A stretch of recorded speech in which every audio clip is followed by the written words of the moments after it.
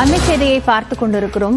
கனியாமூர் பள்ளி மாணவி உயிரிழந்தது தொடர்பாக ஏற்பட்ட கலவரத்தை தொடர்ந்து அது தொடர்பான விவரங்களை மனுவாக அளிக்குமாறு தற்போது உயர்நீதிமன்றம் உத்தரவு பிறப்பித்திருக்கிறது. அறிக்கையை தாக்கல் செய்து உத்தரவு பிறப்பித்திருக்கக்கூடிய உயர்நீதிமன்றத்தின் விவரங்களோடு செய்தியாளர் மதன் இணைந்திருக்கிறார். அவரோடு பேசலாம். மதன், இப்போ நீதிமன்றம் பிறப்பித்திருக்கக்கூடிய உத்தரவின் விவரங்கள் என்ன? கனியாமூர் தனியார் பள்ளி +2 மாணவி கடந்த 2022ஆம் ஆண்டு அந்த பள்ளியின் 3வது மாடியிலிருந்து குதித்து தற்கொலை செய்து கொண்டதாக ஒரு வழக்கு பதிவு செய்யப்பட்டது. இந்த நிலையில்தான் இதன் பிறகு ஜூலை 17ஆம் தேதி மாணவி மரணத்திற்கு பள்ளி நிர்வாகம் காரணம் என்று கூறி பல்வேறு அமைப்பினர் மிகப்பெரிய ஒரு போராட்டத்தில் ஈடுபட்டார்கள். ஒரு கட்டத்தில் போராட்டக்காரர்கள் அந்த பள்ளிக்குள் நுழைந்து அங்கு நிறுத்தி வைக்கப்பட்டிருந்த வாகனங்களுக்கு தீ வைத்தும் அந்த பொருட்களை திருடியும் சென்றிருந்தார்கள். இந்த கலவரம் தொடர்பாக வழக்கு பதிவு செய்யப்பட்ட பதிவு செய்யப்பட்ட வழக்குகளை விசாரிக்க ஒரு சிறப்பு புலனாய்வு குழு அமைக்கப்பட்டது. இதன் பிறகுதான் இந்த வழக்கு விசாரணை வேறு புலன் விசாரணை அமைப்புக்கு மாற்ற வேண்டும் என்று அந்த பள்ளியின் தாளர் ரவிக்குமார் சென்னை உயர்நீதிமன்றத்தில் ஒரு மனு தாக்கல் செய்தார். அந்த வழக்கை பார்க்கும்போது சம்பவம் நடந்து 20 மாதம் கடந்து விட்டது. மாணவியின் தாய் மற்றும் இந்த வன்முறை தூண்டல் மீது இதுவரைக்கும் யாரையும் அழைத்து விசாரணை செய்யவில்லை என்ற ஒரு குற்றச்சாட்டு எடுத்து வைக்கப்பட்டது. அது மட்டுமில்லாமல் இந்த வழக்கில் இறுதி அறிக்கை தாக்கல் செய்யவும் இல்லை என்று தெரிவிக்கப்பட்டது. எனவே இந்த கலவரம் தொடர்பான இந்த வழக்கினுடைய விசாரணை சிறப்பு புலன் விசாரணை குழுவிலிருந்து வேறு விசாரணை அமைப்புக்கு மாற்ற வேண்டும் என்ற ஒரு கோரிக்கை வைக்கப்பட்டது. இந்த மனுதான் முன்பு விசாரணைக்கு வந்தபோது இந்த கலவரம் தொடர்பான அந்த வழக்கின் விசாரணையை தற்போதைய நிலை என்ன என்பது குறித்து அறிக்கை தாக்கல் செய்ய வேண்டும் என்றும் இந்த மனுவுக்கு பதிலளிக்க வேண்டும் என்றும் சிறப்பு புலனாய்வு குழுவுக்கு மற்றும் அந்த சின்ன சேலம் காவல் ஆய்வாளருக்கும் உத்தரவிட்டு இந்த வழக்கு விசாரணை மீண்டும் ஏப்ரல் 22ஆம் தேதிக்கு தள்ளி வைக்கப்பட்டுள்ளது. நன்றி மதன், விவரங்களை இணைந்து வழங்கியமைக்காக.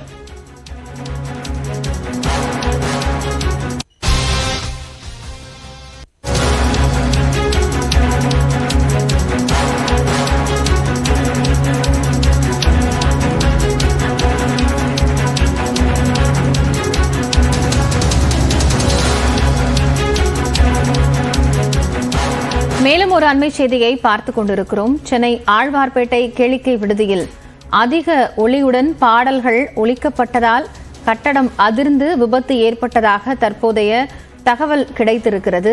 கேளிக்கை மதுபான விடுதி விபத்து தொடர்பாக முதல் தகவல் அறிக்கையில் புதிய விவரங்கள் சேகரிக்கப்பட்டு வருகின்றன. அதன்படி சனி மற்றும் ஞாயிற்றுக்கிழமைகளில் கட்டடம் அதிர்வது வாடிக்கையாக இருப்பதாக அங்கிருக்கக்கூடிய பணியாளர் ஒருவர் தெரிவித்திருக்கிறார். விடுதி உரிமையாளர் மற்றும் மேலாளரிடம் இது தொடர்பாக தகவல் தெரிவித்தும் நடவடிக்கை எடுக்கவில்லை என்றும் புகார் கூறப்பட்டிருக்கிறது. கூடுதல் விவரங்களோடு செய்தியாளர் கோகுல் இணைகிறார். அவரோடு பேசலாம். கோகுல், இப்போ இந்த ஆழ்வார்பேட்டை விடுதி விபத்து தொடர்பான கூடுதல் தகவல்கள் என்ன? ஆழ்வார்பேட்டையில் உள்ள செக்மேட் என்ற கேளிக்கை விடுதியில நேற்றைய தினம் மேற்கூரை இடிந்து விழுந்ததில் அங்கு பணியாற்றக்கூடிய 3 ஊழியர்கள் பரிதாபமாக உயிரிழந்தார்கள். இது தொடர்பாக அங்க இருக்க ஊழியர் ஒருவர் காவல் நிலையத்தில் புகார் அளித்திருக்கிறார். குறிப்பாக சனி மற்றும் ஞாயிற்றுக்கிழமை அந்த கேளிக்கை விடுதியில் அதிக ஒலி எழுப்பக்கூடிய அளவில் ஸ்பீக்கர்கள் வைக்கப்பட்டு பாடல்கள் ஒளிபரப்பப்படும் என்றும் அதனால் அந்த கட்டிடம் அதிரும் என்றும் இது குறித்து ஏற்கனவே உரிமையாளர் மற்றும் மேலாளரிடம் தகவல் தெரிவித்தும் அவர்கள் உரிய நடவடிக்கை எடுக்கவில்லை என்றும் ஏற்கனவே இது போன்ற ஆட்கள் அதிகமாக வரும்போதும் ஸ்பீக்கர்களை பயன்படுத்தும் போதும் கட்டிட அதிர்வு இருந்ததாக அந்த புகாரில் தெரிவித்திருக்கிறார். தற்பொழுது FIR காப்பி, அதாவது முதல் தகவல் அறிக்கையுடைய விவரங்கள் வெளியாகிருக்கிறது. அந்த முதல் தகவல் அறிக்கையில் இந்த விவரங்கள் எல்லாம் புகார் எல்லாம் குறிப்பிடப்பட்டிருக்கிறது. ஏற்கனவே கவனக்குறைவாக செயல்பட்டதாக உரிமையாளர் மற்றும் மேலாளர் மீது வழக்கு பதிவு செய்யப்பட்டு மேலாளர் சதீஷ் கைது செய்யப்பட்டிருக்கக்கூடிய நிலையில் உரிமையாளரை தேடி வர்றாங்க. இதில் ஏற்கனவே இந்த கட்டிடம் ஒரு பழமையான கட்டிடம், முறையாக கட்டப்படவில்லை என்றும் இது போன்ற கூட்டம் அதிகமாக இருக்கும்போது அதிக அளவில் ஸ்பீக்கர்களை பயன்படுத்தும் போது கட்டிடம் அதிர்ந்திருக்கிறது இந்த புகாரின் மூலம், இந்த முதல் தகவல் அறிக்கை மூலம் தெரிய வந்திருக்கிறது. காயத்ரி, நன்றி கோகுல், இது குறித்த தற்போதைய விவரங்களுக்காக.